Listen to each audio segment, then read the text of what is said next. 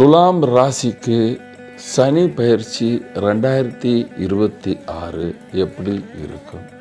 திருகணித பிரகாரம் நாம் முன்னே பார்த்துட்டோம். இப்பொழுது வாக்கிய பஞ்சாங்கம் பிரகாரம் பார்க்குறோம். வாக்கிய பஞ்சாங்கம் என்ன சொல்லுகிறது என்றால், சனி பகவான் உங்களுக்கு 6ஆம் பாவத்தில் வருகிறார்.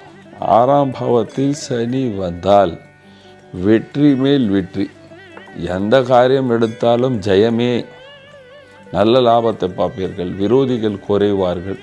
ஆனால் 6ஆம் பாவத்தில் சனி வந்தால் சாப்பாடு சரியாக சாப்பிட வேண்டும், அல்லது வாய்வு தொல்லைகள் அதிகமாக இருக்கும், முது தண்டில் வியாதி வரும், தூக்கம் குறையும். என்றால் 6ஆம் பாவத்தில் வர சனி நேரடியாக 12ஆம் பாவத்துக்கு பார்க்கிறார். 12ஆம் பாவம் என்று சொல்லும் பொழுது தூக்கம் கெடும் என்று சொல்லலாம்.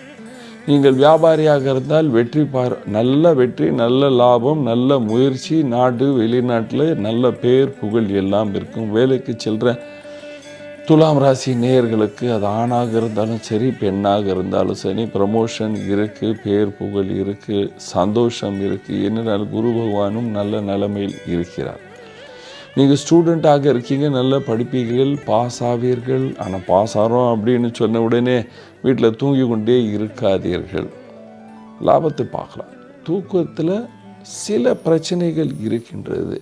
வீட்டில் இருக்கிற வயதான அப்பா அம்மா மருமகள் எல்லோருக்கும் சொல்கிறேன், மத்தியானம் ரொம்ப ஓவராக படுக்காதீங்க. ஆரோக்கியம் சரியில்லை என்றால் படுங்க, மத்தியானம் ரொம்ப படுக்காதீர்கள். அல்லது வாய்வு தொல்லை உங்களுக்கு அதிகமாக இருக்கும்.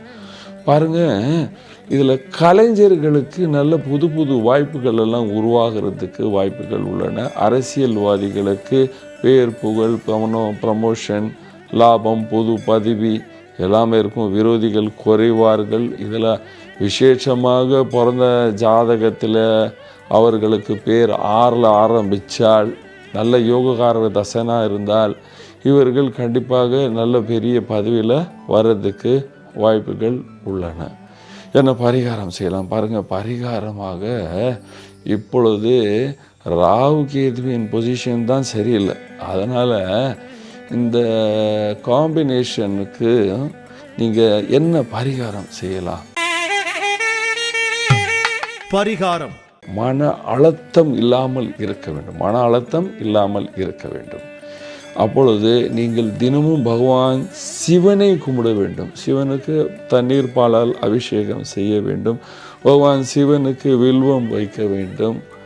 நீங்கள் நமசிவாய நமசிவாய நமசிவாய மந்திரத்தை ஜபிக்க வேண்டும். நமசிவாய மந்திரத்தை ஜபிச்சு கொண்டே இருக்க வேண்டும். நைட்டு படுக்கிற போகிற நேரத்தில் உங்களுடைய எந்த மூக்கிலேருந்து காற்று வருதோ, சுவாசம் அப்படின்னும், அதை கவனிக்கணும். இதில் வருதா அதில் தான் பார்த்தீங்கன்னா கொஞ்ச நேரத்தில் உங்களுக்கு தூக்கம் நல்லா வரும். ரொம்ப நைட்டு லேட் ஃபுட் சாப்பிட்றதை அவாய்ட் பண்ணணும். நைட் ரொம்ப லேட்டாக சாப்பாடு சாப்பிடக்கூடாது.